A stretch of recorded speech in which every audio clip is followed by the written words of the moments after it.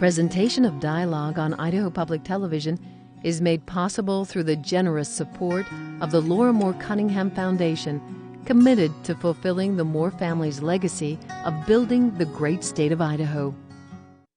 Coming up, she was a witness to the largest mass murder of the 20th century and almost its victim. A conversation with Holocaust survivor Marion Blumenthal-Lazan about perseverance, hope, and vigilance. Next on Dialogue. Stay tuned.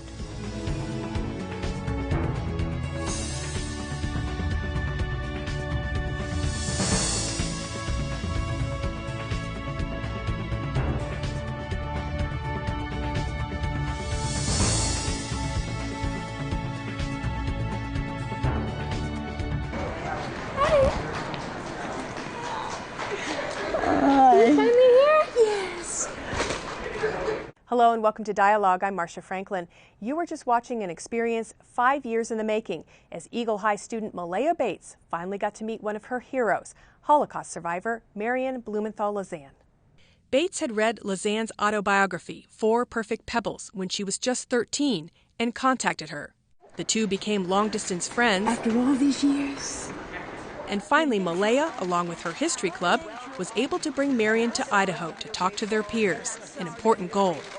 Kids my age don't realize exactly what happened. They don't realize stuff like that is still happening throughout the world. They don't get that we are about the last generation that will hear firsthand from the World War II generation. Mine is a story that Anne Frank might have told had she survived.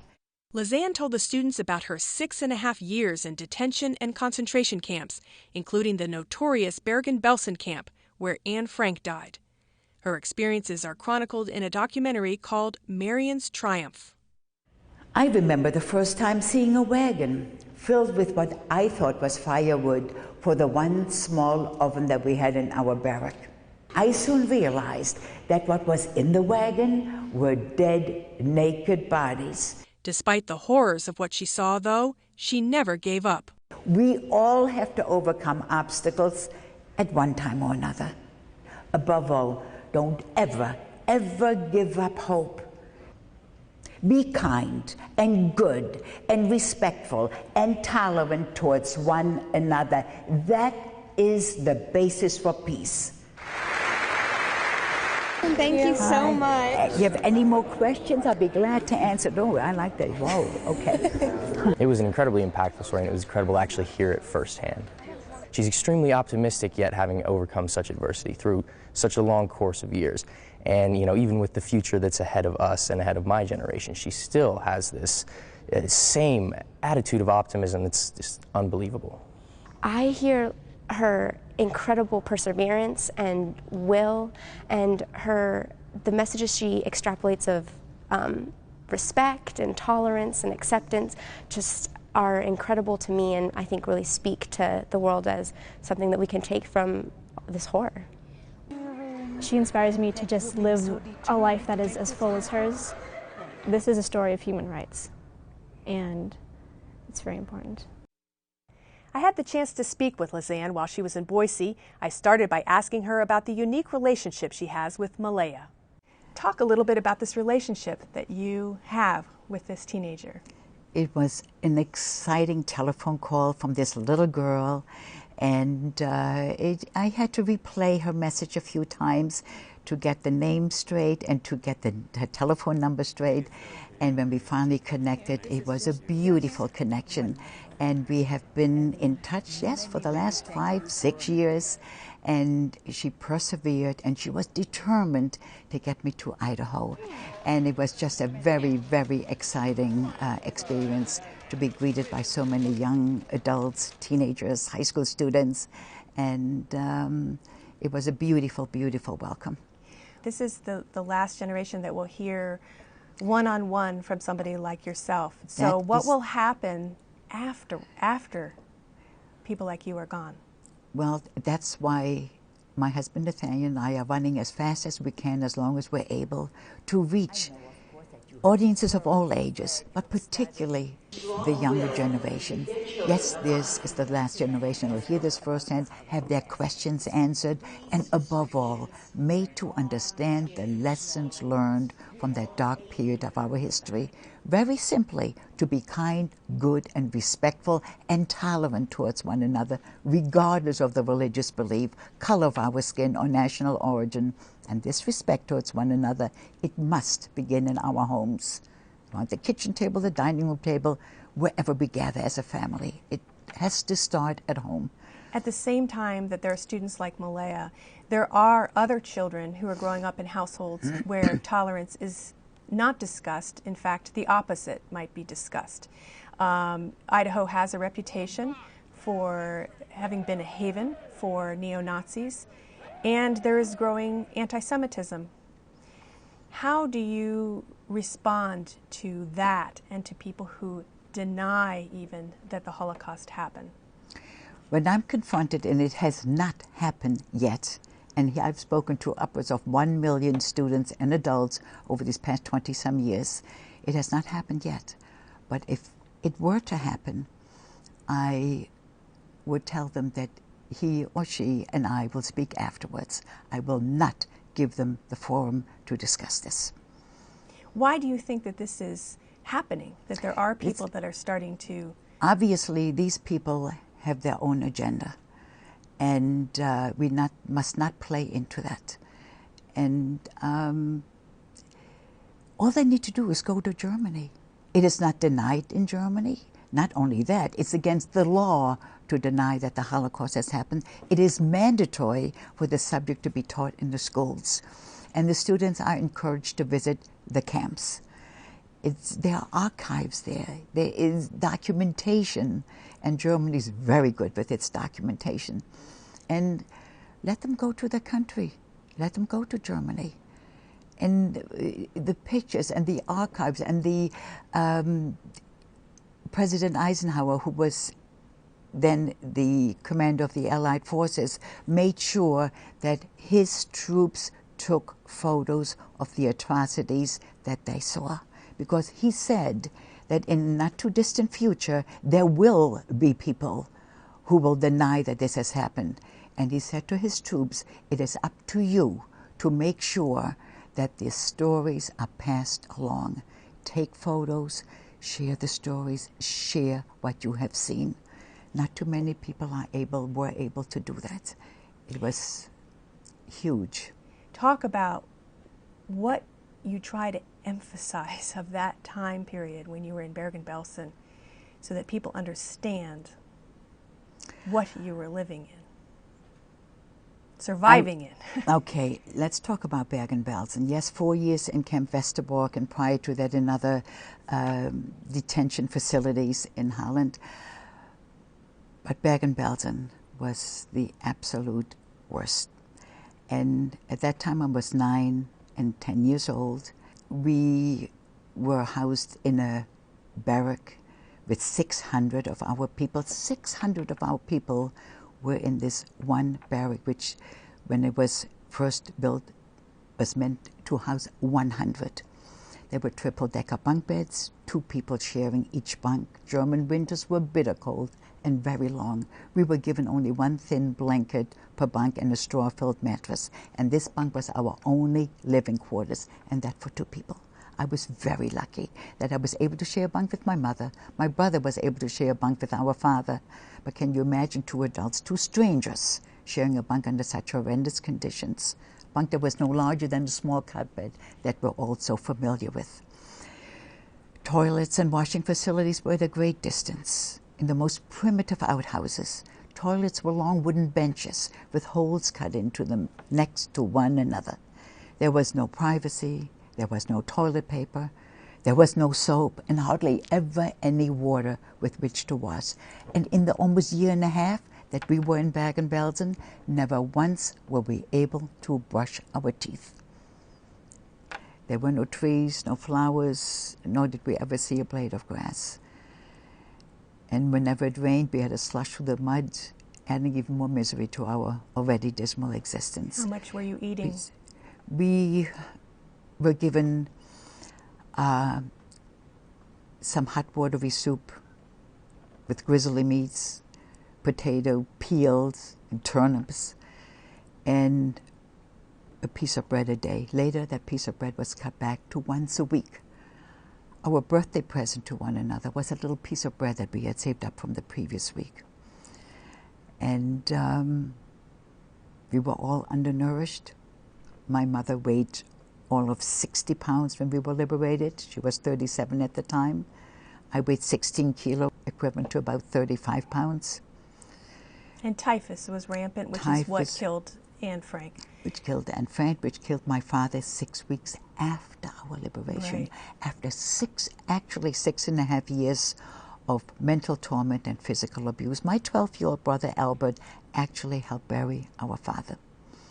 And he had been liberated. This is After people may not liberation. realize that many people perished after they got out because of the assault on their body. Yes, when we were liberated by the Russian army, we were on a train for 2 weeks.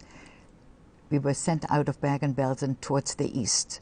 And we had not known that Auschwitz had been liberated. We knew about Auschwitz. We knew about the extermination camps and the gas chambers. And we were certain that that's where they were going to send us. And so we were on this train for 2.5 weeks. No food, no water, no medical supplies, no sanitary facilities. That meant no toilets. And finally, after 2 weeks, the Russian army liberated our train. After 500 people had died on that train. We were with 2,500 on this train. 500 died, 1 out of every 5. And then we took over a nearby village of Tröbitz. It was a farm village. And many of the inhabitants had fled. We took over their homes. Kitchens were stocked with ample food, rich and good, actually much too good for our starved bodies. We could not tolerate that unfamiliar nourishment. How did you survive, do you think, as a small child with very little nourishment and disease rampant? How did I survive? I credit my beautiful mother. This is a picture taken of her on her 104th birthday. Amazing, amazing lady. Huge inner strength, perseverance, determination. And it's because of her inner strength that I'm here, and that my brother is here, and that she was able to live for so long. And one of the things that she did, which I find amazing as a documentarian, is that she made sure to keep letters, documentation, things that would show what really happened there. And one you have with you, which I think is quite dramatic, and I wish you would show the viewers. This is something not many people get to see in person. This is the very star that I was forced to wear. It says Jude on it, which in German means Jew. It was just another way to denigrate us and to isolate us and to set us apart from the rest of society. This represents a Star of David, a beautiful, meaningful Jewish symbol, but the Nazis made it so very ugly. Each and every one of us must do everything in our power to prevent such hatred and such destruction from reoccurring. And we can begin by having respect towards one another and tolerance towards one another. That is the basis for peace. Had there been respect and tolerance towards one another some 60, 70 years ago, many more of our people would have survived. That is the basis for peace, and 9/11 would not have occurred. Afghanistan, Iraq, Libya, Syria would have been peaceful countries for its people. It seems so simple, but it's often hard to put into practice when people are struggling over short supplies of food, land. I mean, Hitler took advantage of people's fears and lowered economy to have people not be tolerant during that time. One of the other things that also helped you was your imagination, and hence the name of your book, 4 Perfect Pebbles. You had a little game that you played with yourself to get through the days where you weren't doing much of anything. We had nothing to occupy our time with, nothing constructive, no paper, no pencils, no books, no games. So I was lucky I had such an imaginative mind, and my imaginative games were always based on a positive attitude. Yes, I would search for 4 pebbles, and in my mind, If I were to find those 4 pebbles, it would mean that the 4 members of my family would all survive. My mother, my father, my brother, and I. And they all had to look alike, right? The pebbles? Well, don't tell anyone. They were not always alike. And they were not always perfect, so don't tell anyone. But it didn't matter. It was my game. I made the rules. And sometimes when I would find them, I put them in a safe place, and next time I would search for them, and I couldn't find that 3rd and 4th one. I knew exactly where to go and pick them up. It was my game, and it worked for me. And there were other games that I played, also imaginary games. And these games were my survival techniques. They were my survival skills. We all have survival techniques and skills within us. When the need arises, we just have to search for them, find them, and be sure that we put them to work. No one is spared adversity. No one is spared hardship. We all have to overcome obstacles at one time or another. But with perseverance, with determination, with faith, and above all hope, one can overcome just about anything and everything. You have that indomitable hope, and yet, and your family did, and yet your hopes were dashed over and over and over again. You thought you would be able to leave, you couldn't, your father died. How do you still maintain that and your faith when such horrible things happen? Oh, faith. I have a direct line with the man upstairs. Of course, I'm proud of my faith, as I'm sure your listeners are proud of their faith and of their heritage. But please let us all respect the right of others to their belief. Be kind and good and respectful towards one another. I can't say that often enough. How do you hold faith and hope in an environment like that where such awful things are happening? People were dying every single day. You were stepping over dead bodies. You never knew if you were going to be taking a shower that was not a real shower, but full of gas. How do you hold on to that when you see terrible things happening? How do you not get angry with Oh, I was God? Plenty angry. I was plenty angry at that time. I was only a child of 9 and 10 years old, and to be surrounded by such misery and by such constant death, constant horror, constant fear. Fear was the worst emotion to deal with, constantly afraid. And I questioned plenty. But I also knew that without hope, there was nothing left, because physically we were finished. It was only that inner strength that kept us going. And unfortunately, my brother doesn't have that. Yeah, and he's dealing with this altogether differently than I do.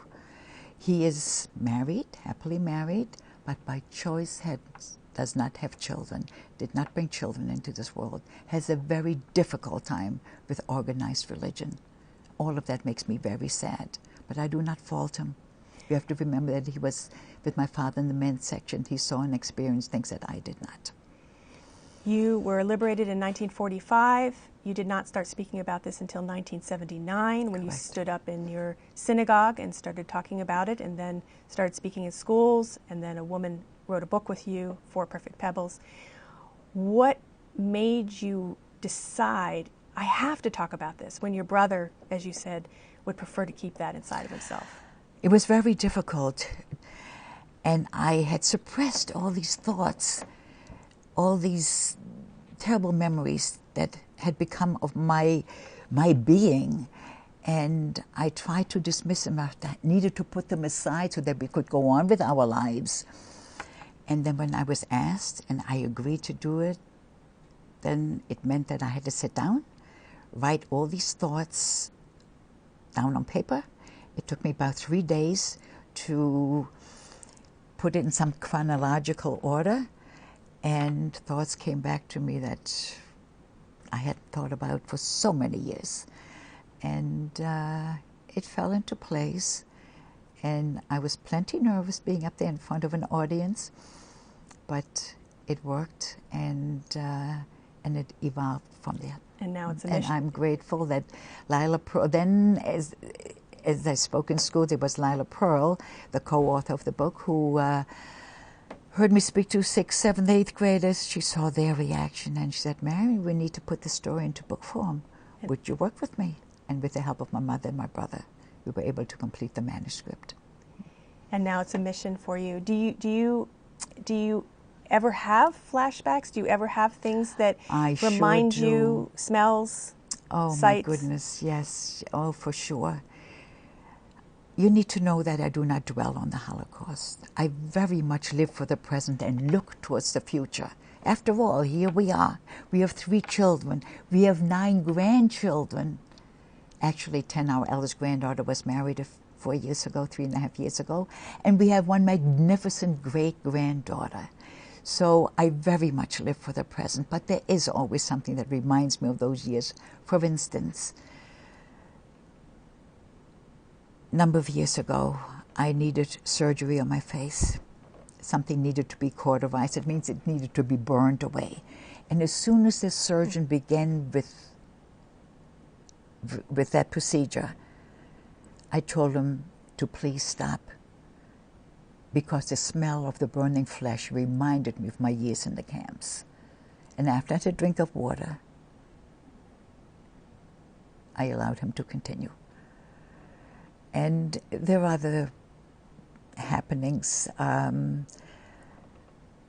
When my bill in the grocery store, and it does happen, comes to $19.43, checkout clerk will hear me say 1943 was a terrible year.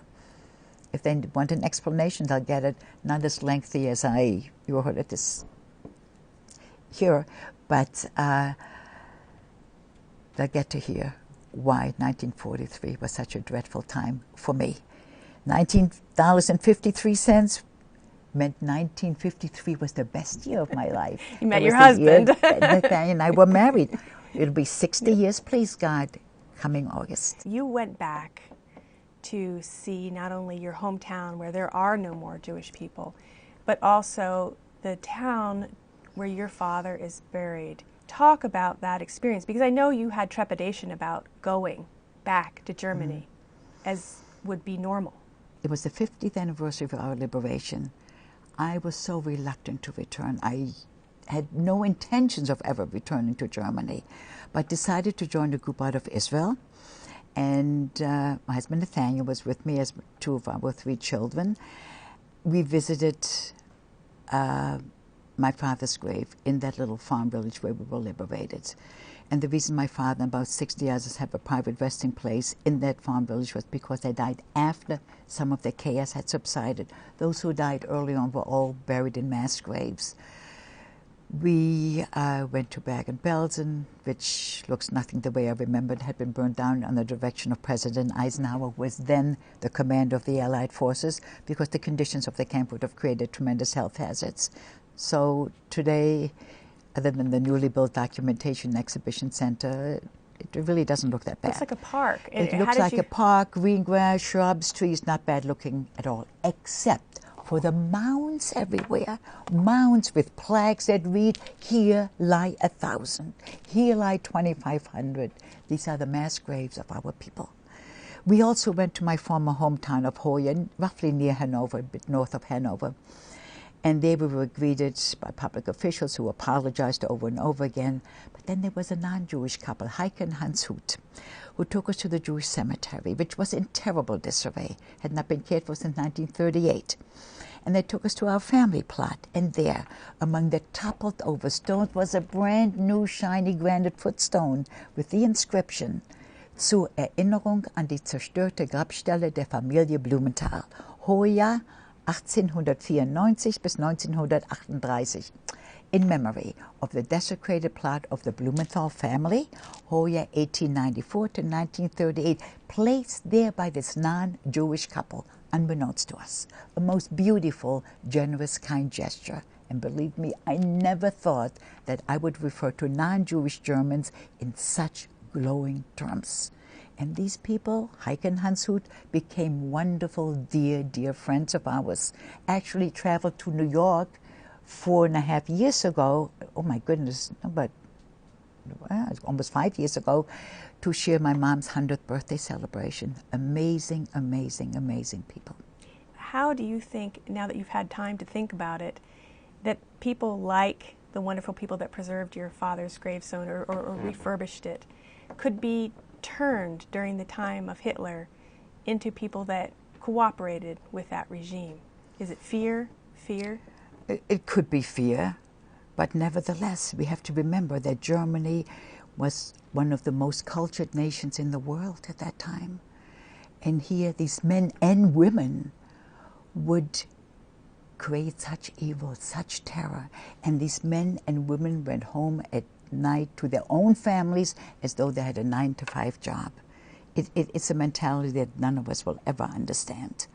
And it could be fear, but they didn't have to be so evil and so wicked. And they followed a leader. We have to be so careful before we follow anyone's lead. We first must check our hearts and minds as to what the consequences might be. As I tell the students, it is not cool to follow just anyone's lead without first checking to see what his or her true intentions are. And as we wrap up, do you remain optimistic about our world right now? Because we see strife in lots of areas, human rights violations in lots of areas. And do you think this could happen again? Unfortunately, it might. It depends on today's generation. It is so important for us to reach today's youth, to make them understand, just like Malaya voiced her feelings, to make them understand how important it is to be respectful towards one another, because the lack of respect will result into the negativity in our world. There is so little that we can do against the negativity in our world, but how we reach out towards one another, that is entirely up to us. And what's next for you? What is next? We just keep on schlepping. We keep on traveling. As long as we're able, we'll continue to reach out to as many audiences of all ages as possible. Well, your mom lived to be almost 105, so you've got a number of years to keep schlepping. You bet. You've been listening to Holocaust survivor Marion Blumenthal-Lazan, who was in Boise earlier this year. For more information on Marion, including the book and documentary about her life, please check out our website at idahoptv.org. Just click on Dialogue. Thanks for tuning in. I hope that in the future, when the World War II generation is gone, we will be able to stand up and say, we'll tell those stories for them. We will have the evidence. Because someday somebody's going to say the Holocaust never happened, there's no survivors, and we're going to be the ones to say, yes, it did. We firsthand met the survivors.